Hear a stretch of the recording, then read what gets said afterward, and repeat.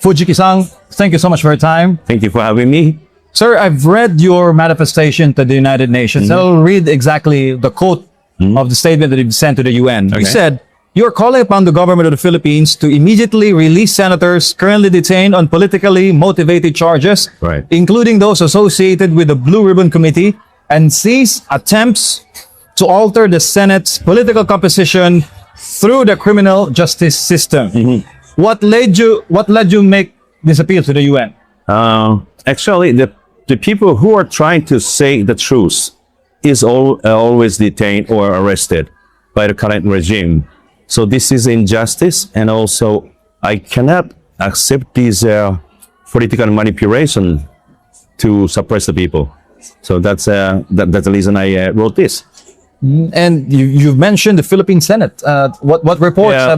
have Oh yeah, come to you? like Senator Marcolita, and also You've met the man, right? yeah, Earlier this year. yeah, he's a very nice man and also very patriotic. So we talked to each other very well, and he was really a good person. But unfortunately, after a while, he was arrested. So because he was trying to unveil the corruptions in the Blue Ribbon Committee, that's why he was silenced by the current regime. That I thought. Yeah. And that for you is political maneuvering. It's a political maneuvering prosecution. Yes. You also said to the UN, and I quote, "You are calling the government of the Philippines to immediately end suppression of free expression, including the arrest of silencing citizens who exercise their rights under Article 9. This is important. Yep. Article 19 of the International Covenant on Civil and Political Rights, Yep. or the protection of the freedom of expression and opinion." Right. What prompted you to make this call to the UN? Actually, I have been hearing that on the people in the Philippines, within the Philippines, not only FWs, but the Philippines, people in the Philippines, they are suppressed by the government and they're threatened by the government. That in case if you are saying something against the current regime, then they will be charged, arrested, or punished. So this is against the ICCPR and rules, and also, obviously it's against the Philippine Constitution. So Right. you think that there's a suppression of the freedom of expression in the Philippines, as you have heard and as you've seen, and you've talked to the Filipino community here in Japan. Is that what they're telling you, sir? Yeah. Basically, the constitution itself is to bind or tie up the power of the government. Okay, so even the Philippine constitution says that freedom of expression, gatherings, and also speech is guaranteed, right? So this is how I came across with this. I was searching on ICCPR and also other international law. So many, it's violating so many laws and rules. Yeah. You also called on to the United Nations, and I quote, "You're calling upon the ICC to recognize that the case of former President Duterte has become inextricably entangled." Yeah. This is important, in domestic political conflict, in violation of the Rome Statute, and order his immediate release. Right. You've mentioned his case as a domestic political conflict. Exactly. Yes. Why do you say so, sir? Well, because you have active judicial system in Philippines. So in case if there is if any victims is existing, then first hand victim have to claim to the regional court, and this is a judicial system, and also that is working. If it's not working, yes, according to the Rome Statute, ICC can intervene. But as long as the judicial system in Philippines is still working, fully functioning, then this is against the Rome Statute. So You're aware of the political bickering of the Marcos and Duterte family? yeah, of They course. were once united under the Uniteam banner. Right, that is totally. And then when things went south, yeah, these are the results. right, exactly. So they should not use President Marcos should not use this international judicial system to eliminate the enemy. So, it's okay. The difference of the opinion is always healthy. But in case if you use the force to eliminate their voice, it's wrong. And then for you, it's a human rights violation. It is. Definitely it is. And an international human rights violation. Yeah, exactly. International human rights. International human rights, yes. Yeah. because the former president was sent abroad without formal due process. Due process. Right. Also, actually, this is what I can say. It's kidnapping the person without any chance to speak with a lawyer or attorney, right?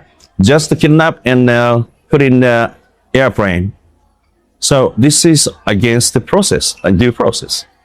He also said, and I quote, calling upon the International Criminal Court to issue a formal apology Right. to the Filipino people Yeah. and for President Duterte and provide appropriate reparations in a form of meaningful Right. and acceptable to the Filipino people. Why does this concern you, sir? Yeah, because this is totally wrong. Then what the ICC did and made judgment is totally wrong and against the Rome Statute. So once if they make a mistake, then they have to straight up, right? And then many Filipino people are very much concerning, not only the people in the Philippines, but in overseas. There also the approval rate of the President Duterte is still very high in the country. Means people accept him. He was legally elected.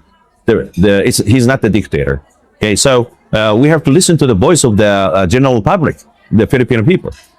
And the Filipinos here in Japan are raising this concern to you personally. Yes, because the people in the Philippines is silenced. And most of even the Facebook page of the DDS is closed, forced to close. Right? So only voice that we can make is from the outside of the Philippines. No. Differently, if I go to Philippines, then I will be arrested. Maybe. I may be missing people, a person. But anyway, so, people, the Filipino people are really concerned about the health condition of the former President Duterte. And I also listened to so many voices. The OFWs are scared to go back to home country. This is something really bad.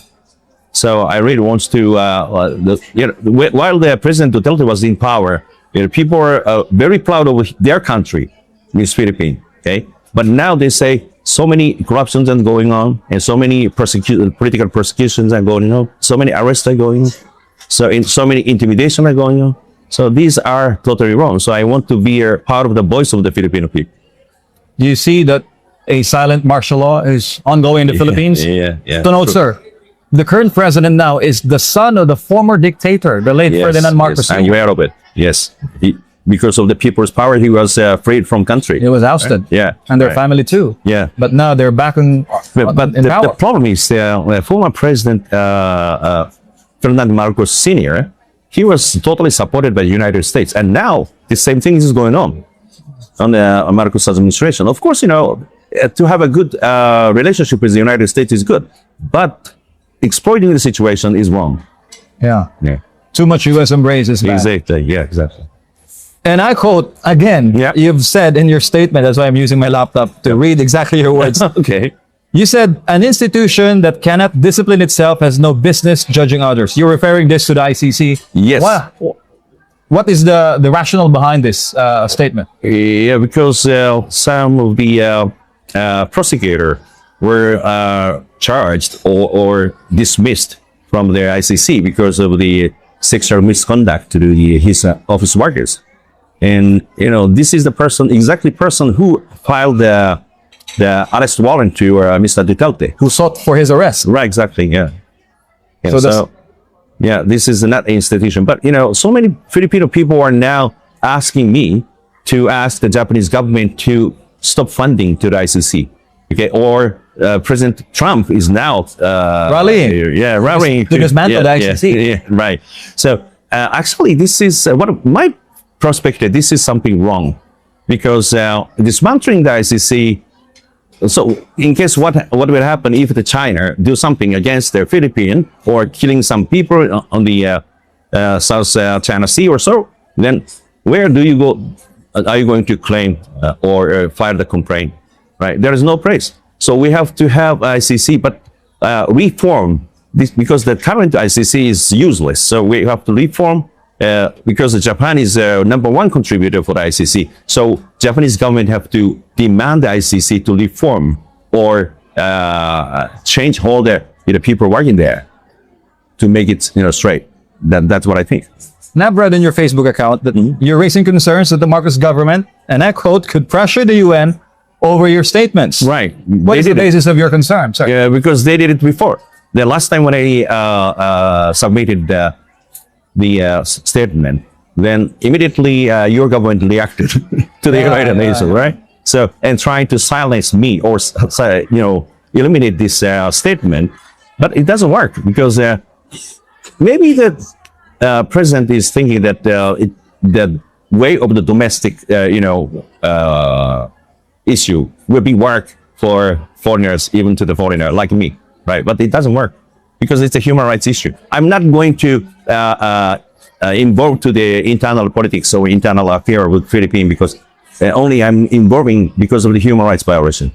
Yes, human rights issue. Do you think that how important is this issue? The voices of the Filipino community, the overseas Filipinos, the OFWs here in Japan, that they're very, very concerned Right. about these issues that you're raising in the United Nations. How important is their participation in the process and your steps that you're going to take in the United Nations? Well, actually, most of the Filipino people in Japan were desperate the situation. Okay, so I thought it have to be internationalized the issue because this is it was a domestic issue, so they are mostly giving up. So I said there must be some way to find out to get the international attention on this issue.